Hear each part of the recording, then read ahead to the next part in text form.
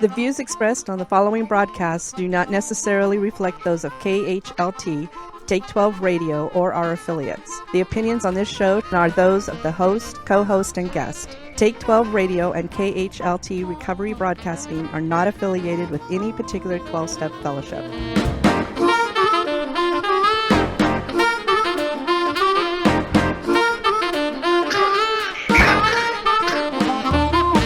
What kind of a show are you guys putting on here today? Get ready for a no-nonsense approach to recovery. It's that guy who's living the dream rather than dreaming of living. You know him as the Addiction Doctor. Now, here's the Monty Man to introduce Dr. Rob Kelly on this episode of Take 12 Recovery Radio's The Rob Kelly Hour.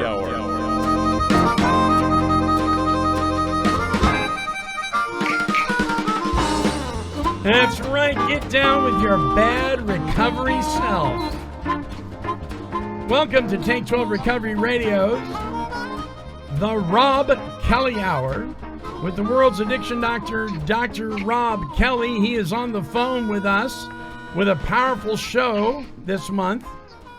As always, Dr. Rob, how the heck you doing there, my friend, in San Antonio? Monty, doing great today. San Antonio, Texas, guys, is where I live.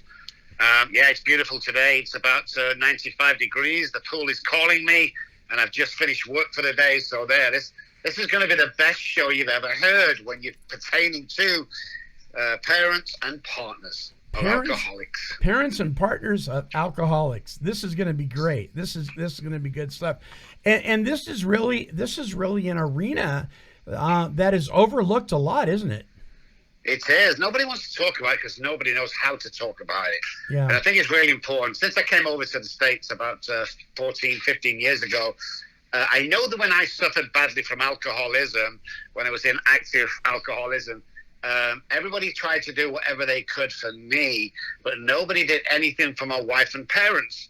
And that's when I got off the streets all them years ago, I decided that I'm going to spend my life not only with alcoholics, but also with the parents and the partners of, because they're stuck. They don't know what to do. They think they're going crazy. You know, they can't, they're walking on eggshells all the time. They don't know who to ask. And all of a sudden, this becomes a normal way of living for them. You know, it's interesting, too, because many times the problem is even more severe on the end of wherever the addict or alcoholic, if he's gone to treatment or even if he's going to meetings or whatever, when he goes back home, what kind of environment is he going back to, right? Exactly. And we have like a little scenario that we explain to people with this. So let's take two houses. One of them, the couple are, so let's say, for instance, the guy is alcoholic, the woman is not, just a partner of. Right. So what we do, recovery has its own language. That's for sure. Yeah. Okay. So what happens is we take the sick guy out of a house that speaks English. Let's say for instance, then we take him across to a treatment center, rehab, halfway house, and we teach him a different language, which let's say Japanese, for instance. He gets all well and fluent in Japanese, and then what do? We take him back to the house that only speaks English. And what's going to happen is sooner or later he's going to start speaking English again. That weighs up addiction and alcoholism when you go back, because unless you train the woman who's sat at home, or the man, whoever it may be, the partner, to speak the same language, then there's going to be an unrest. And what we do here at Rob Kelly Recovery Group, as you know, is we will not take a patient unless the partner is involved. Yes, very good policy, because if they're going to return to the same environment they came out of, their chances are pretty slim that they're going to experience a state of recovery. True? That's very, very true. And what we find as well, we find a couple of things over the 30 years I've been doing this, and one of them is, and I have the greatest respect for our service guys, our EMTs, police, our soldiers across the water, but many of them come back with PTSD, and many of them also in the ambulance and the paramedics and the police, they also suffer, some of them, from PTSD from what they've seen. But what we found is the partner of an alcoholic will also go through PTSD from what they've seen in the house, and if you think about the scenarios, both never know when it's going to kick off. Both soldier abroad and wife in an alcoholic house has to walk on eggshells. Both don't know when it's going to be the last day. Both are constantly, central nervous system is jacked up. And I think we miss this. We miss going back to the partner going, hey, how are you doing? Because you need to do some work on yourself. And we have a great saying here, and it was my psychotherapist who come up with this. He said, you have to swim to your own rafts, guys. It's like a life raft. Swim to your own rafts, do your work, and Dr. Rob will pull you both into shore and reunite you when you get back. And I think this is the part. I think there's lots of parts, little tiny parts that are missing from recovery in the normal world, but it's only through going through it yourself and seeing where these little chips that you can mend. And that is definitely one of those. All parents of a, I want to say child, but 16, 17, 18-year-old, maybe 12, 13, I don't know, who's drinking as well. It's all about the approach. It's all about knowledge. Knowledge is powerful, guys, in this industry. It's powerful because, first of all, the alcoholic doesn't know what he's suffering from, so he can't help himself.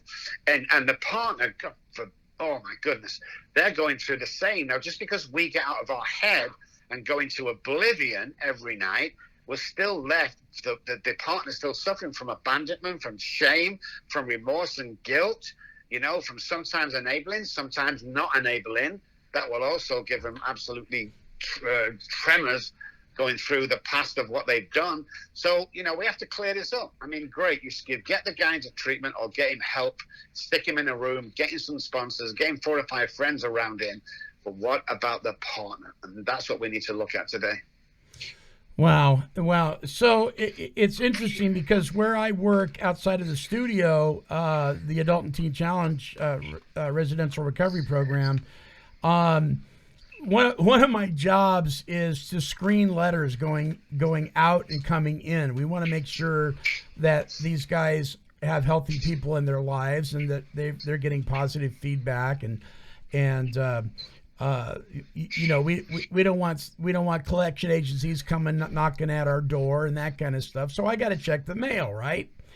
And one of the things that I noticed is that lots of times parents, especially, will almost have this attitude of, okay, you've gone to this recovery program, so when you get done, you're going to be all fixed, and we can't wait till you come home and you're all better.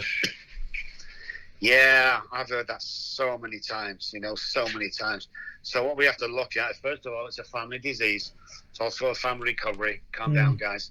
But it is a family disease. My alcoholism infected everybody I came into contact with. So I was spreading my illness to other people. I got people to lie for me.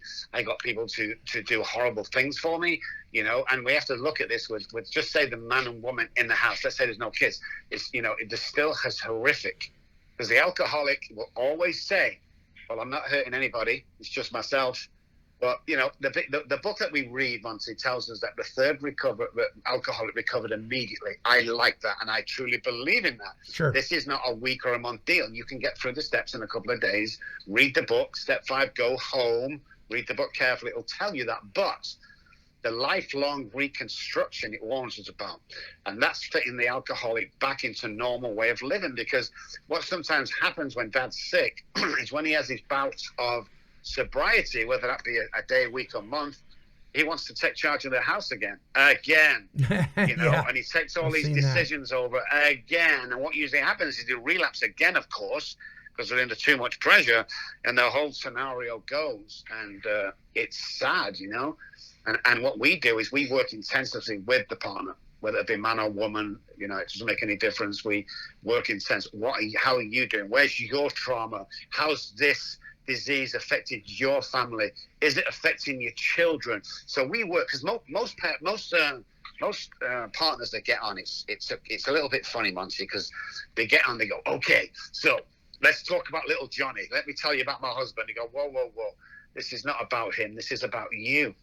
Where's your trauma? Why are you allowing this to go on? Why are you attracting what you think you are worth? Why did you marry your father who was a chronic alcoholic? Why are you doing this stuff? And most people don't have an answer for it. It's just their core beliefs. is attracting what they think they're worth. So the drunkenness, the foolishness, them becoming the violent is natural because it's their core belief as a family that this is normal. Do you get a lot of kickback from family or partners, with the attitude of, hey, he's the horse's patootie, not me. Why should I go to treatment? Why should I go to meetings? All the time. Yeah. Especially when we decided we're not taking a partner. All the time. We explain to them, you know, this is, you are also been infected by this disease, unfortunately, and you are also carrying trauma. Otherwise you wouldn't have attracted yourself to an alcoholic. And this is going back to the brain science of it and the central nervous system and our energy that's attracted to the wrong people. Right. Because most people in a relationship of an alcoholic, their father or there's alcoholism in their family as well. And I have a great saying. Everybody knows somebody who suffers from alcoholism. And if you don't, it's probably you. Yeah, I would concur with that. I totally agree. We used to speak. A friend of mine and I. We used to speak in schools and college campuses, and we'd say, by a show of hands, if you feel comfortable, how many here are personally affected by alcoholism or some form of substance use disorder? Lots of hands would go up. How many people in your family? More hands would go up. How many people here in this room at least know one person that you love that's affected? And the rest of the hands go up. Everybody's affected. Everybody. And that's why I love your show so much, because other shows that I've been on kind of scout around the idea. They scoot around quietly and they don't really want to mention or upset anybody. We should stop worrying about who we upset with this disease. That's right. We should start standing up, telling the truth. First of all, you can recover. Secondly, your family can be reunited. Thirdly, your kids will grow up normal after this. But there's a few rules and regulations you need to follow.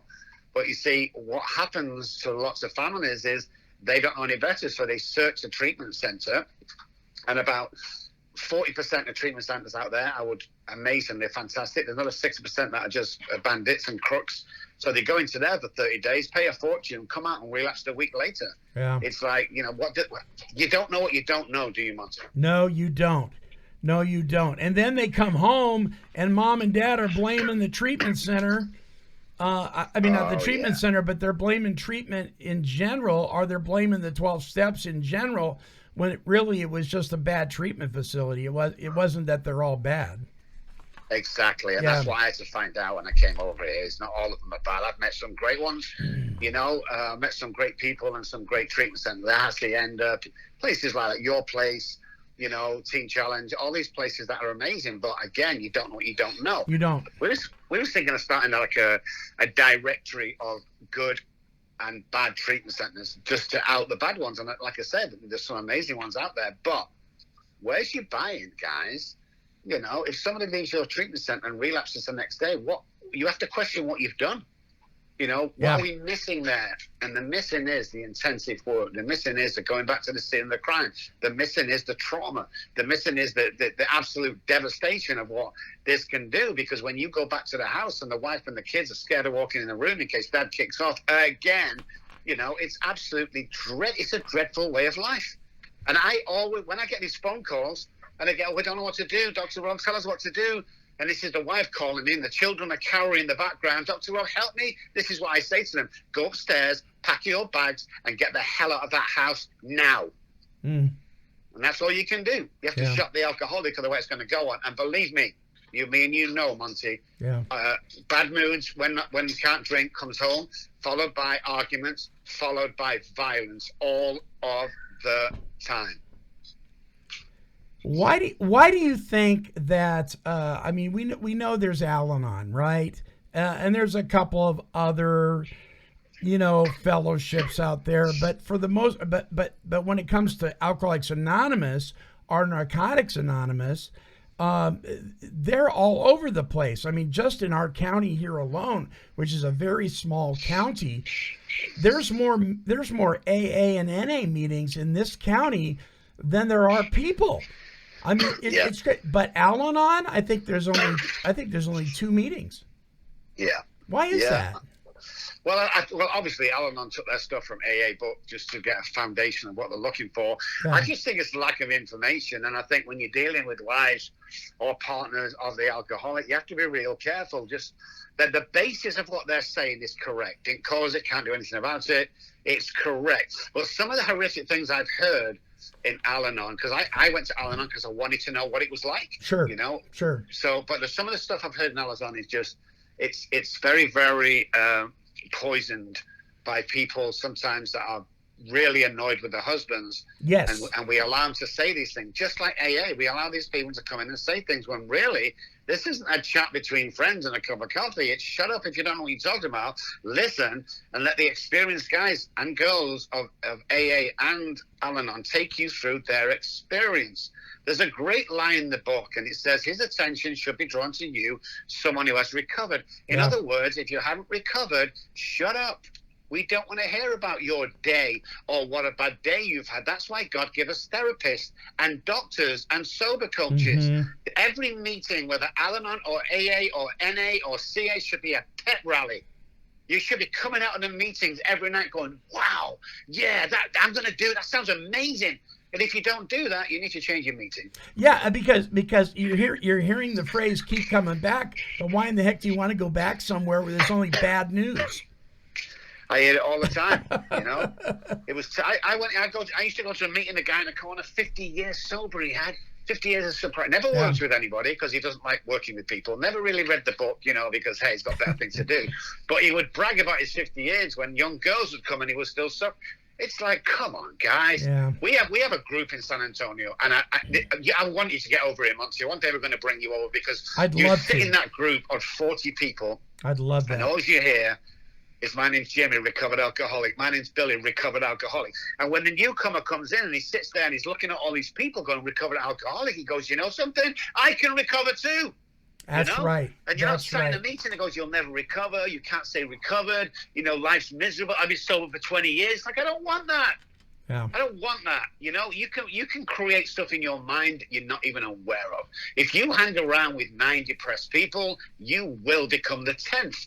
So we have to be careful where we're sending these people and what we're listening to. Yeah. Because what we see is how we feel, and what we hear is how we act.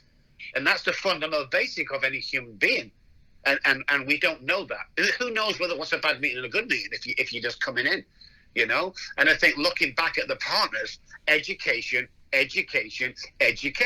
Someone asked me the other day, Monty, he said, well, there's alcoholism in our family. My husband's recovered. I go to Al-anon every day. Just what age should we start talking to our kids about it? And I said, how old are they? They said, well, they're 8 and 10. And I said, now's the time to arm them with that information. Because nobody told me, Monty, when I was crewing in my life, there's alcoholism in the family. It was all, grandfather liked to drink. What? That means he's a chronic alcoholic. And my dad's brother was a chronic alcoholic. I think the more we educate people about this, the better chance we stand of recovering and getting our lives back and getting the family back. There is a tremendous book. In fact, it's a series of, I think there's 3 of them, by Carolyn Ann Bell called Daddy's Disease. And it's a children's book. It's done in a cartoon format, not goofy cartoon, more of it like animated cartoon format of a mom explaining to a young boy what's going on with daddy.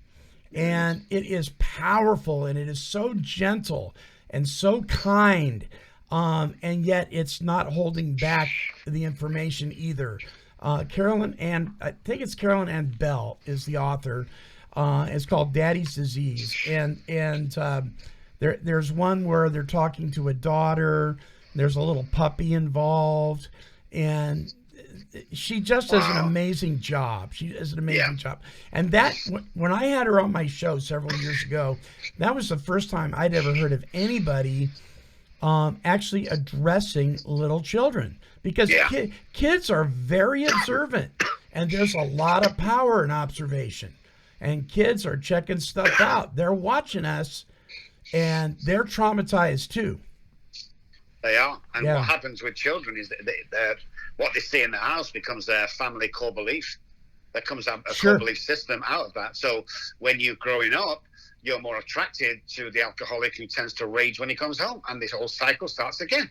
But with education to the children of, hey, this is what's happening, this is what dad's disease is causing, and by the way, you don't have to marry somebody like that, and change the whole neural pathway thinking around the disease of alcoholism, because it's hereditary. It's not the alcoholic's fault. Now, there's a difference between the alcoholic and the heavy drinker.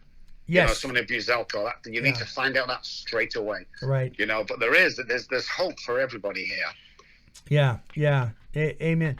Do you find that, okay, we talked about the parents or the partners that aren't alcoholic when their loved one goes in to get help. But how many times are they alcoholic and they just don't want to admit it? Yeah, I see a lot of that as well. I see a couple of things. I see people who I was one of them who doesn't want to be called this alcoholic because it's a dirty word and people would know they wouldn't do business with me. But there's that, and who wants to be an alcoholic when you don't know anything about it? And we fight and we fight and we fight and we fight until crazy things happens, because as we both know, Monty, you're never ready till you're ready. So even if you knew, you're still going to fight it. It's the normal human being's reaction to fight anything that's destructing them. And everything else in the world, we can fight and maybe win, maybe lose. It doesn't make any difference. But with alcoholism, we can't fight it alone. We will always relapse and cause devastation.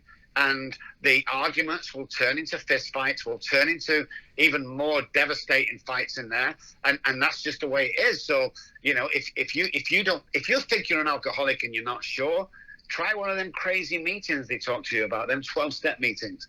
And I'll ask you one question if you're not sure. When you stop drinking, can you stop? When you start drinking, can you stop? I mean, can you walk into a bar and have one glass of wine and stop for 6 months? If the answer is no, you're probably alcoholic. But the thing is, guys, it's the only self-diagnosed illness in the world. Sure. 10 DUIs do not get you an alcoholic. That's right. A word from the doctor, 2 trips to the treatment center doesn't make you an alcoholic. And the quicker you find this out, the better, because, hey, if you're not an alcoholic and you find you can control your drinking, God bless you, do that for the rest of your life. That's what I say, because you can get away with it or moderate or cut back. It's amazing. But the quicker you find out if you are or not, the better for you, your family, your kids, and the whole life ahead of you. So when we come back, we're going to take a short break. When we come back, I got a question for you that involves the guy that's going back home after he's maybe gone through the Rob Kelly group. A question about him in relationship to mom and dad or his partner. Folks, don't go away. More with Dr. Rob Kelly, America's addiction doctor. The world's addiction doctor, and our friend here at the Rob Kelly Hour on Take 12 Recovery Radio when we come back. Don't go away. Take 12 Recovery Radio. We'll be right back.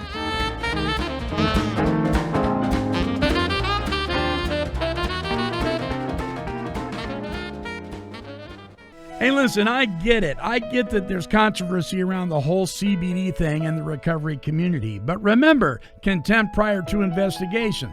So let me help you out here for a minute. Founded by a father and son in addiction recovery, Exact Nature's all-natural CBD products are specially formulated to help you face the exceptional challenges of recovery, be it addictive cravings, depression, anxiety, or even improving your sleep. Listen, learn more at exactnature.com. And as a Take 12 Recovery Radio listener, use the code TAKE12 and you'll receive a 20% discount on your order. Oh, and by the way, there is no THC in Exact Nature products. So you might not get high, but you might just get to feeling better. That's Exact Nature at exactnature.com.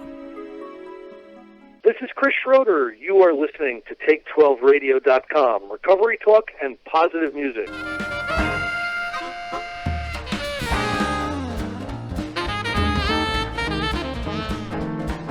Well, welcome back, everybody.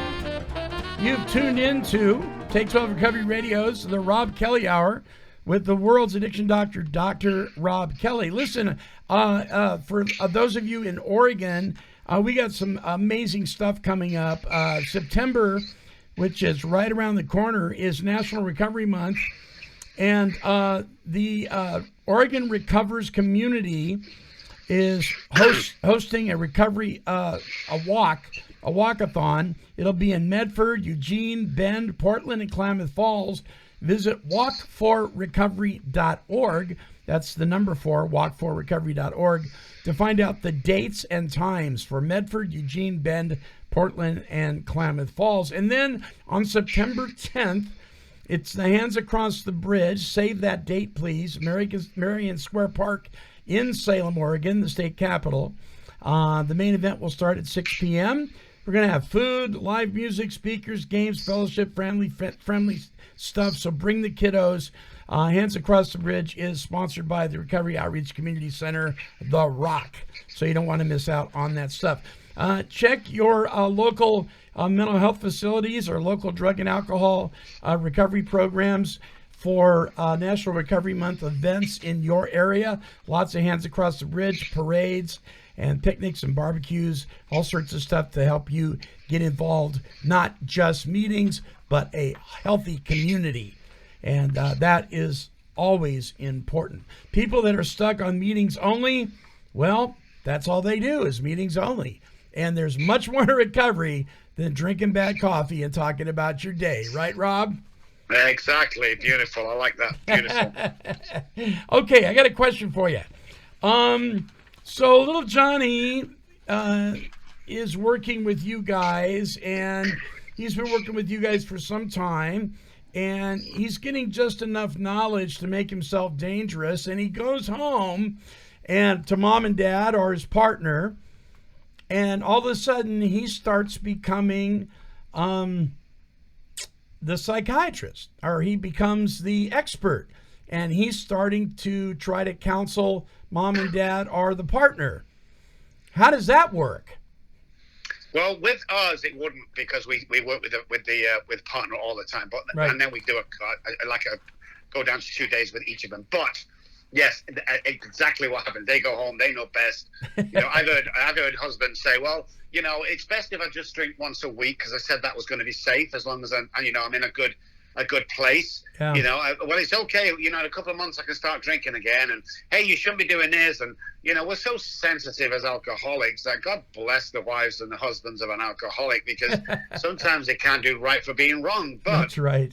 Here's the key, ladies or gentlemen, whoever the partner is: read up, get knowledge. And if you really want to read the best literature ever wrote by anybody, and I can say almost in the world, having studied at Oxford and Southampton, double PhD in behavioral science and addiction psychology, I can tell you that the big book of Alcoholics Anonymous, and I say it proud and loud, I'm not advertising for them, is the best read. Get the first and second edition. It's public domain.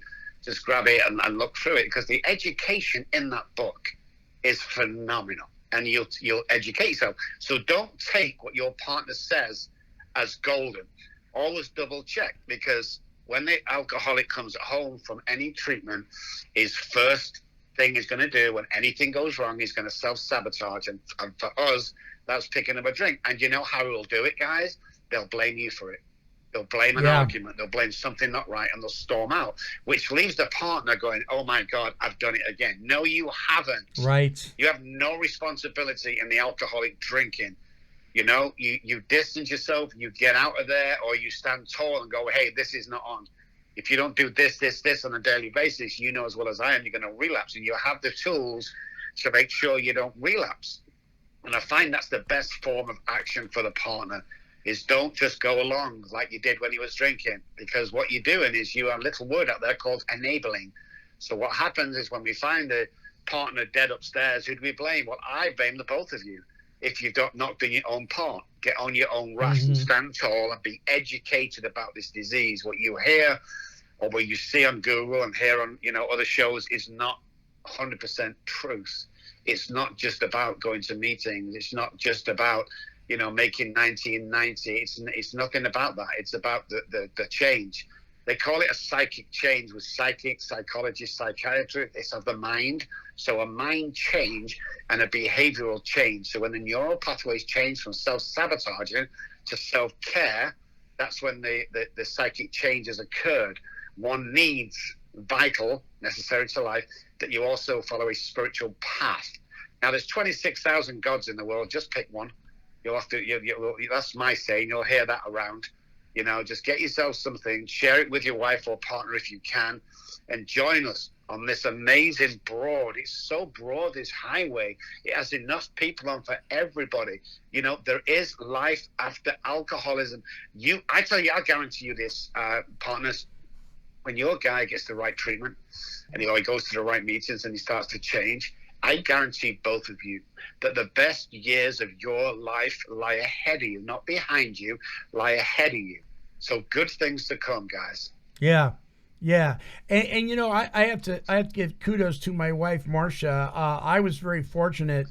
I was and still am married to a lady who decided right in the beginning that she was going to become educated with the program of Alcoholics Anonymous, not the fellowship as much as the program. So she did her due diligence and started reading and read more and more and more. And she, bless her heart, could quote areas that I still can't remember.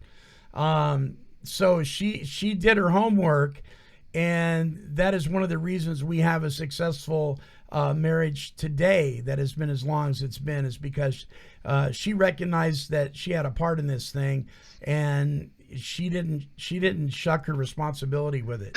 And so God bless her. That's awesome. It's great to have a partner like that. So, hey guys, if you want to stay accountable, or you want someone to ruin your drinking career, buy your partner a big book. Yes. I'm telling you now, there's nothing more dangerous than that when you start acting up. It's like, I'm just in a bad mood. Rubbish. How can you be in a bad mood? You're not woke up on the side of a road. They'll do all that to you, and it's amazing. It's the best $10 you're ever going to spend, partners.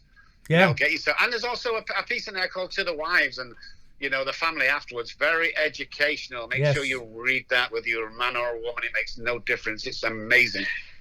Yeah, it's vital that you read that because it'll answer some questions why your husband or your wife or your partner may be so enthusiastic about attending so many meetings and so many recovery events, particularly in the beginning.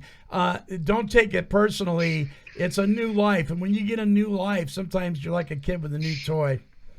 Exactly. Yeah. And, I can almost hear the haters out there going, oh, Dr. Rob, you shouldn't be mentioning AA. Preston, shut up. If you look at the last 8 or 9 years ago, they were doing commercials on TV for Alcoholics Anonymous. Do your research. I don't care where you go. I'm saying, this is an amazing place to go, and that is an amazing piece of literature. And I don't personally care if you go or not. But if you want a different life, this isn't about stopping drinking as well, guys, by the way. Right. That's just a symptom. I'm talking to both partners or parents of. Yes. It's a symptom. What's really going on? Why are you self-sabotaging all of the time? Get down to the crux. Get down to the causes and conditions of why you are like this. Because you are born alcoholic. You cannot drink yourself into becoming an alcoholic. I want to make that straight. Yes. So the first time we take the alcohol into our body, we are doomed, okay? Because sooner or later, you will self-destruct because that's what happens. It's like keeping a poisonous snake in your bedroom. Sooner or later, it's going to bite you and you're going to die. It's the same thing. Man, that was amazing. I just come up with that, Monty, off the top of my head. Sounds amazing, but it's the same thing. Yeah. Get help, guys.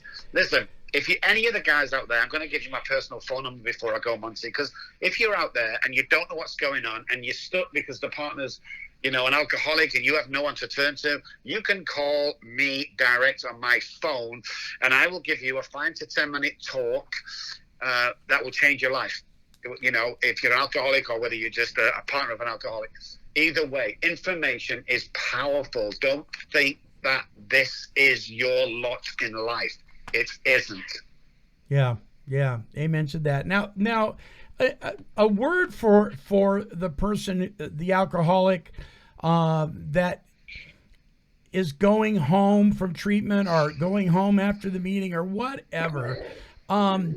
Who is building a resentment because mom or dad or the husband or the wife or the partner can have a drink and he or she can't have a drink.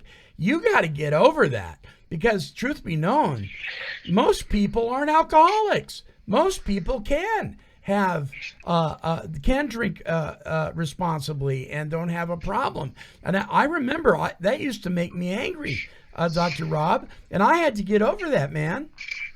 You do. Yeah. Really quick. And there's a great line that we stick to, and it says that if you can't be around alcohol, either people drinking it or around bars and pubs, then you still have the alcoholic mind. So if you're in that way, you better get some more help, meeting, treatment, therapy, whatever it is, because if you are still in that position after a period of time, you're gonna drink. It's like me going to a party, okay, and my friend going, "Hey Rob, I'm allergic to cheese. So can you ask everybody here not to have cheese on their hamburgers because I'm allergic?" Can you imagine that? Are you crazy? Right. Of course we're going to have cheese on our burgers. It's kind of the same thing. We're annoyed because he's got cheese on his burger. Get over it. Yeah. What you have to remember now, guys, is look, I don't want to be an alcoholic. Oh, I can't drink, blah, blah, blah. Listen, in return to that not being able to drink, in return, you get the power. We become empowered to do things that normal human beings can't do. You're doing a trade here, guys. God's given us these powers. He didn't give it to the scientists. He didn't give it to the surgeons or the doctors. He gave it to us, the guys that have been chosen. So what you have to do is we have to be reborn. Now, what you've been in the past is painful, man. I know. I've been there. I've done it. It's painful. But you ask any woman, there's always pain before a birth, and we're being reborn. So don't squander about the alcohol. The alcohol's nothing. When you stop drinking and get the right help and mix with the right guys, life becomes amazing. And it's all about what can I bring to the table. So when I go to functions, and I have done for years and years, I don't think poor me, poor me. What I think is, how can I make somebody laugh today? Should I buy that cake and take it? How can I entertain people today? And life just becomes amazing. Guys, if it didn't, 100% of the time, if it didn't, me and Monty would be drunk today. That's right. Because life has to be better. Yeah. There's life after recovery. There's life when people come around. I carry a small bottle of vodka in my trunk of the car. And I know what people are saying who don't know, going, "Oh my God, there's no way." Is that in case you want to drink? It's now in case I pick a drunk at one night that to bring him off alcohol completely will kill him. I will feed him that until I get him into detox. Yeah. We can be around this stuff. It's fun. I love watching people getting drunk. It's hilarious sometimes with the stuff they come out with. But yeah, come on, guys. This is it. You've been chosen. You don't have a choice or not once you're an alcoholic. It's like you have been given a gift that very few people in this world have been given. So stop looking on the black side. Look on the bright side. God's grabbed your attention for something, guys. And these guys, back in the beginning of this whole thing, this whole AA thing, these guys were driving around with a pint of what they call bathtub gin in their glove box, because if they didn't get some of this stuff down the poor sap, like you said, he would go into DTs and often die before they got him to the hospital or the sanitarium. And some of these guys would actually line the backs of their cars with newspaper or blankets because they knew the guy was going to probably get sick back there. These are people that stepped out and were committed to helping people and save their lives that were the hopeless alcoholic. And if you're going to be in that business, if you're going to take step 12 to its fullest extent and be of service to others, you better not shake your bony finger at somebody because they got some vodka in their trunk to help somebody. Exactly. I'll tell you a quick story. I want to give a shout to my sponsor, Rick Pimenta. He's such an amazing guy. He works with more people than anybody else I know. He does it for a full time. He's just amazing. But he tells me a story of when some hardcore recovered alcoholics used to pick him up. And he went on his first 12-step call, and they gave him a plastic shopping sack, a little shopping bag. Right. And he's like, "What's this for?" He said, "Don't worry, you'll find out." And all the way he's thinking, "Okay, this must be an important job because they give it to me." Of course, when the alcoholic who was still struggling and drunk got in the car, he found out what the plastic bag was for. That was great. His first job. Great. That's great. Those are the 12-step calls you'll never forget. Exactly. It's beautiful as well. A bit of advice to anybody out there who's new to the game: don't go on a 12-step call on your own. I tried that once and got drunk, would you believe? With the guy that was drinking. But yeah, you're needed. You're out there. Don't never stick your nose up at anything. It's always It's always information that we need. It's a test. It's a courage. You'll become the best man. The book actually tells us that you'll become better fathers and better husbands. But it's about walking. You know, I used to walk into a room, Monty, so disheveled and beaten by alcohol. I used to walk in the room and look around in the air and go, I wonder if anybody likes me in here. And I'd stay in the corner. Now I walk into a room, the same room, and I go, who the hell do I like in here today? You know, it's kind of that beautiful confidence. It's not ego. Once you're doing the business, you're studying the sunlight of the spirit, it's confidence with you and God walking side by side. I did this presentation the other day, and I was talking about God being right next to you all day. And a few people kind of smiled. And it's like, yeah, you don't get to sit in the car while you go somewhere. He gets to come with you. So if you're trying to be all godly and you drop a piece of paper on the floor with nobody around, are you going to pick it and put it in the trash, or are you going to leave it there? Because if you leave it there, you're going to relapse. Good point. Good point. I got a question for you for parents and partners. Those parents and partners that are cleaning out their cupboards of all alcohol out of their home, getting ready for Johnny to come home, is that a good idea or not? You little sneak. I wonder when you're going to get that one in. That's a great question. Those people who can't be around alcohol still have the alcoholic mind. We tell people, and this is us because we're hardcore, when we're treating your husband, you do not. If you like a drink, you have a drink. If you have alcohol in your house, do not throw it out. It's nothing to do with them. He's being selfish if he, don't have any alcohol around. No, go out and drink, buddy. Here's a bottle of vodka, drink it. You know, definitely. But I see it all the time. Well, yeah. I've emptied 6 bottles of vodka down. You just wasted $60. Why have you wasted $60? Yeah. You like a couple of drinks every night or a glass of wine. That should not stop. Don't think that you're not, being bad with your husband or, you're being hard on him. It's got nothing to do with you, partners, whether your husband drinks or not. That's his decision. After he comes out of treatment. Now, before treatment or before any help, he's going to drink because he doesn't have a choice over that. That's very important to point out. Right. But after treatment or great treatment and great therapy, no. And he'll probably tell you yourself, no, I don't mind if you do. I know it sounds horrible to them guys out there going, well, that's just tempting. No such thing as tempting in this game. You've either recovered or you haven't. And if you haven't recovered, quoting to the wives, God either has removed your husband's drink problem or he hasn't. And if he hasn't, it's better we find out today than 2 months down the line. So It's not about shriveling up like we used to, walking on eggshells. People have a life to live, and if they can't fit back into society, then he's not recovered. And recovered means in the Oxford English to gain one's health and state of mind back. So his state of mind should be sound and his health should be full. No more cravings. You can't crave for anything that's not already in your body. That's a myth. And you can't kill brain cells whenever you drink. That's a myth. There's loads of myths hanging around. So, don't throw it out. Why would you? Now, if he wants it out of sight, that's fine. I would say that was great. But you have to stop enabling and working your life around the alcoholic's life, because what happens is all of a sudden he's running the show. And we both know what happens when that happens, Monty. Yeah, and what'll happen is you'll start turning off the TV whenever there's a picture, there's a movie and a guy's got a drink in his hand, or there's any reference to alcohol at all. But I can hear some people right now saying, but my loved one hasn't recovered yet. They're still struggling. Shouldn't it be best if I remove the temptation in case he sees it? And that would speak to what you were saying about maybe don't put it out in the open. But don't waste your money and throw it away. So there are a couple of things we look at with that statement, which is amazing. I love that statement, Monty, is if your guy's still recovering, then you don't want to blatantly put it in your face. Hey, listen, even don't drink if you don't want to drink. He doesn't pour it away if you don't want to pour it away. But when he comes home and is recovered and getting well, then obviously you don't do that. But there is a period of time where common sense is what we use. Common sense is what we use. It's like, you can't hide an alcoholic away from alcohol. We can't shield them.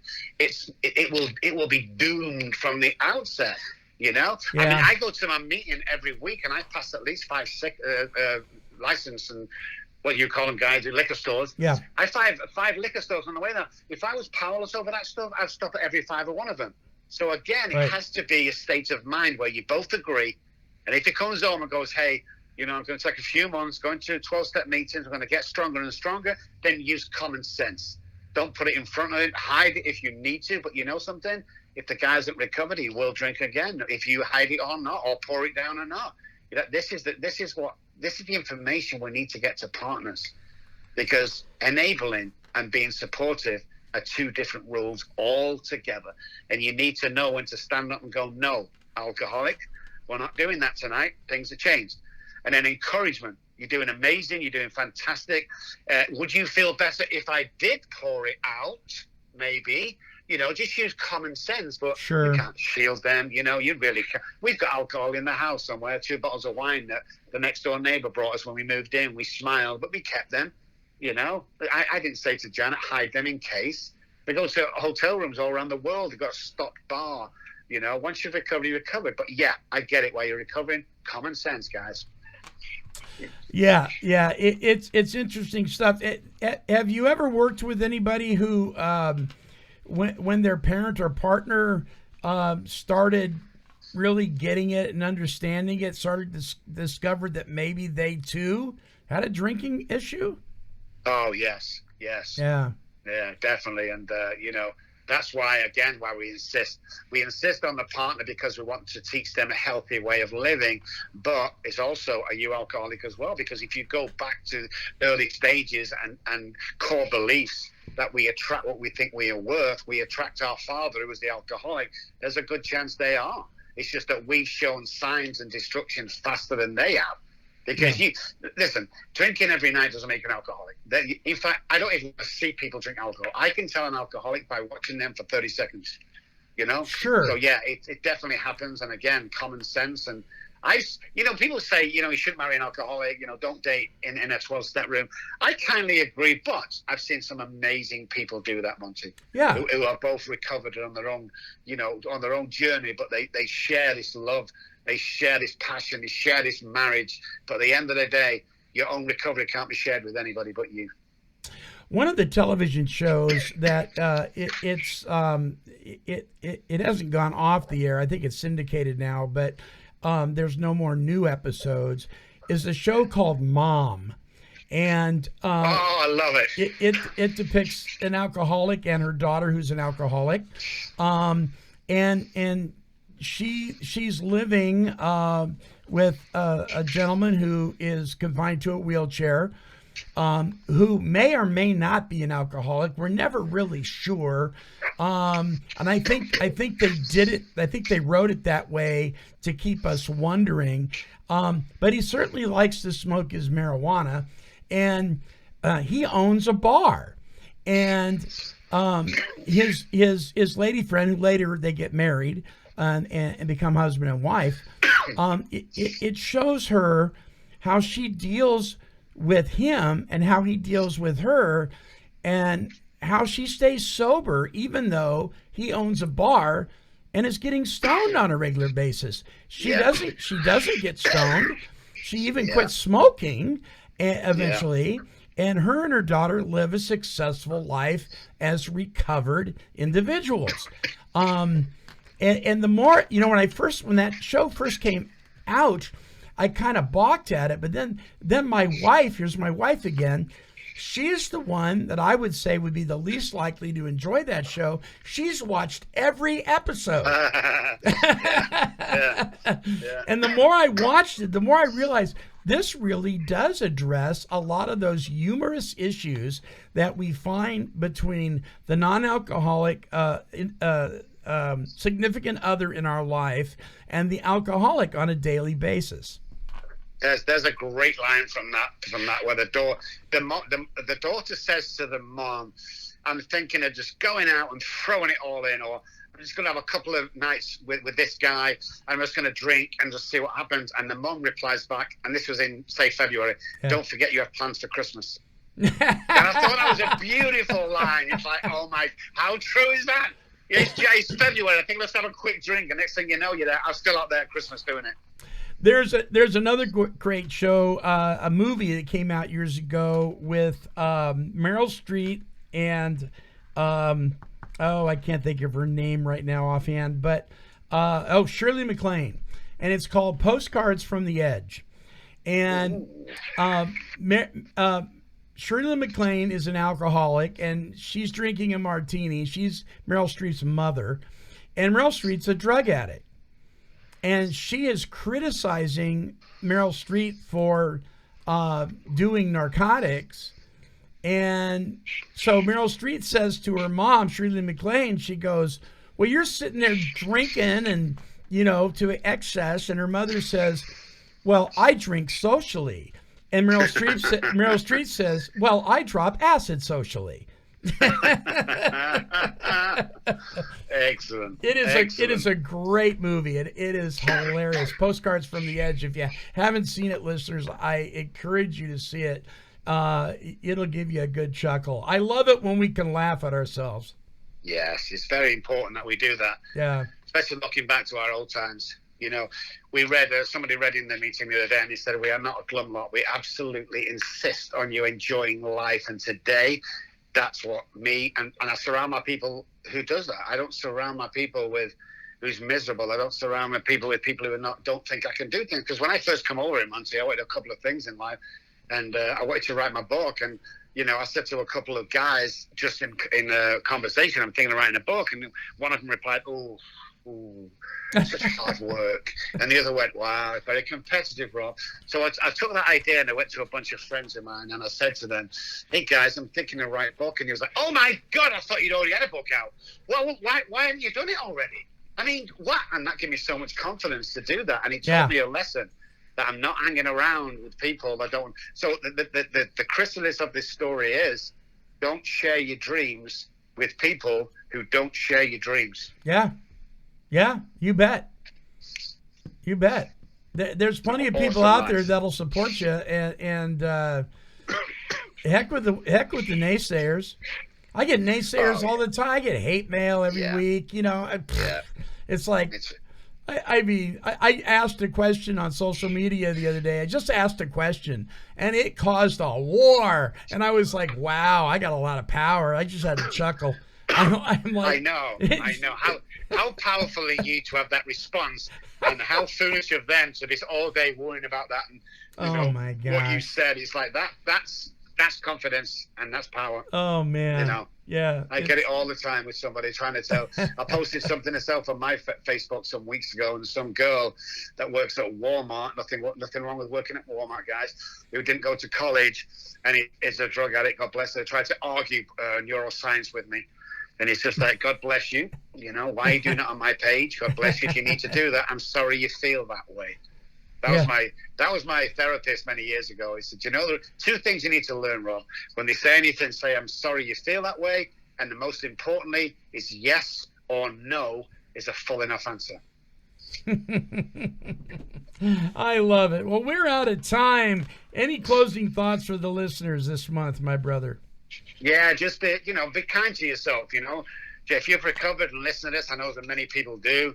There's loads of friends out there that listen to it. A lot of old friends, the Chris Ramers and the Mikes, and we all know who they are. The other Chris as well. They're just amazing guys. Just keep going forward, guys.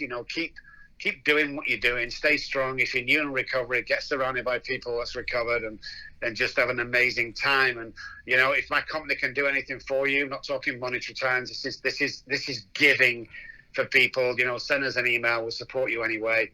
If you want to buy the book, Daddy, Please Stop Drinking, over at Amazon and Walmart, all the proceeds, not the profits, as you often hear, all the proceeds go back into the community around the world, especially the United States of America, because I'm obviously an American now. And just to give you an idea of what you guys do when buying that book and donating is, we gave over $100,000 last year away to families that are struggling with alcoholism and they want to get their kids back, or they want a little tiny car or a month's payment, guys. It's really good. We take nothing from that, and that's what I like doing, giving back to the less unfortunate.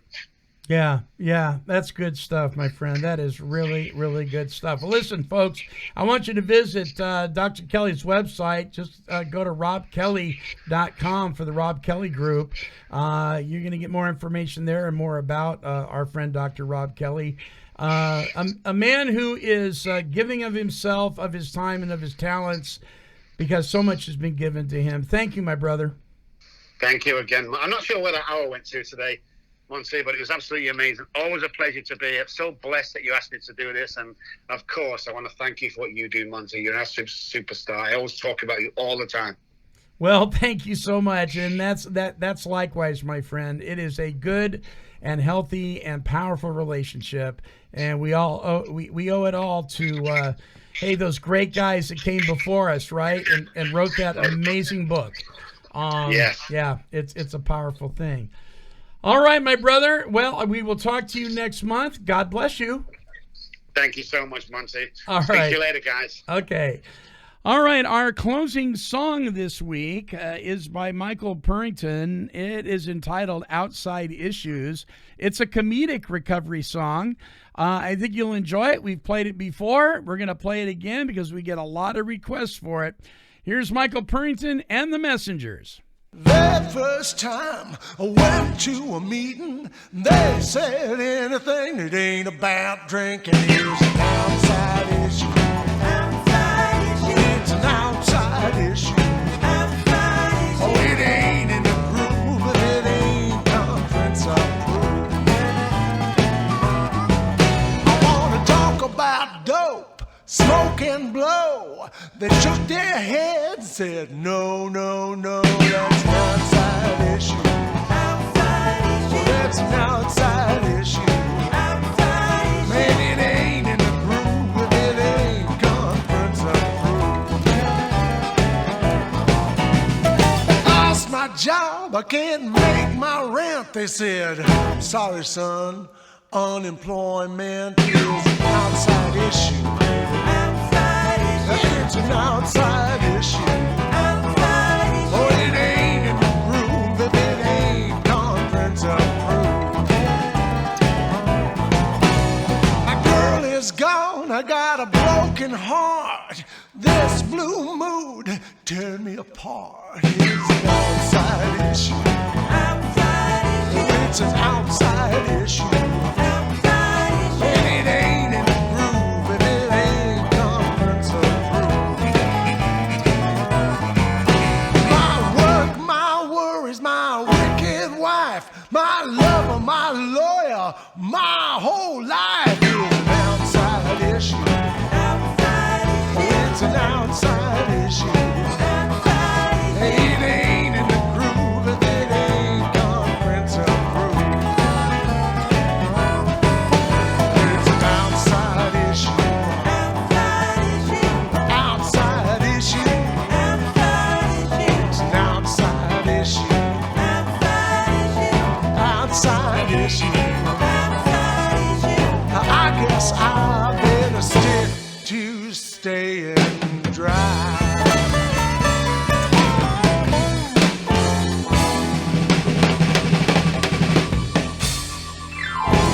The recovery sounds of Mr. Michael Purrington and his band, The Messengers. Hey, listen, if you want more of Michael's music and a plethora of recovery music artists and their amazing songs, visit us at take12radio.com and click on the Recovery Music banner. A special thank you to Dr. Rob Kelly for this episode of the Rob Kelly Hour. And until our next broadcast, this is the Monty Man along with the Take 12 Recovery Radio family, and we are wishing God's perfect serenity for you. This has been a broadcast of Take 12 Recovery Radio and KHLT Recovery Broadcasting.